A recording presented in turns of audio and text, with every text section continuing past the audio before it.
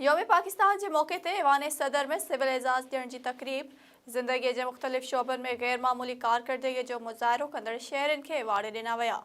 DIG Larkana Mazhar नवाज़ Sheikh, SSP Hyderabad Amjad Sheikh, SSP Ghotki Tanveer Ahmad तुन्यो और SSP Sanghar Bashir Ahmad Birohi की अमन अमान लाइ ख़िदमतूं सर अंजाम ॾियण ते तमगा और शुजात जे एज़ाज़न सां नवाज़ियो वियो। मरहूम शाइर और अदीब अमजद इस्लाम अमजद जो एवार्ड उन जे पुट वसूल कयो। सीनियर सहाफ़ी मुजीबुर रहमान शामी, जावेद चौधरी और नदीम मलिक भी एवार्ड हासिल कंदड़न में शामिल आहिनि। मशहूर शाइर सागर सिद्दीकी जो सितारा इम्तियाज़ जो एवार्ड सेक्रेटरी वज़ारत क़ौमी विरसो वसूल कयो। PKIL जे बोर्ड ऑफ गवर्नर जे चेयरमैन डॉक्टर सईद अख्तर और मशहूर समाजी अगवान रमज़ान चीपा के भी एज़ाज़ सां नवाज़ियो वियो।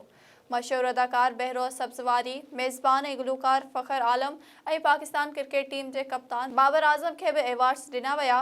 बाबर आज़म पंहिंजो एज़ाज़ गवर्नर हाउस लाहौर में थींदड़ तक़रीब में वसूल कयो। सदर आरिफ अलवी चयो आहे त चैलेंजिस बावजूद पाकिस्तान शानदार कामयाबियूं हासिल कयूं आहिनि। योम पाकिस्तान के मौके ते पंहिंजे पैगाम में सदर चयो त असांखे कानून जी हुकुमरानी और जमहूरियत की मज़बूती लाइ कम करणो पवंदो। वज़ीर आज़म शहबाज शरीफ चयो त पाकिस्तान जो कायम थियण 20वीं सदी जो एक वॾो मौजज़ो आहे। असां अॼु सियासी और मुआशी अदम इस्तकामत के मुंहुं ॾेई रहिया आहियूं। असांखे पंहिंजे सिफ़न में इतिहाद पैदा करणो आहे। पाकिस्तान जो मुक़द्दर अज़ीम कामयाबियूं हासिल करणु आहे।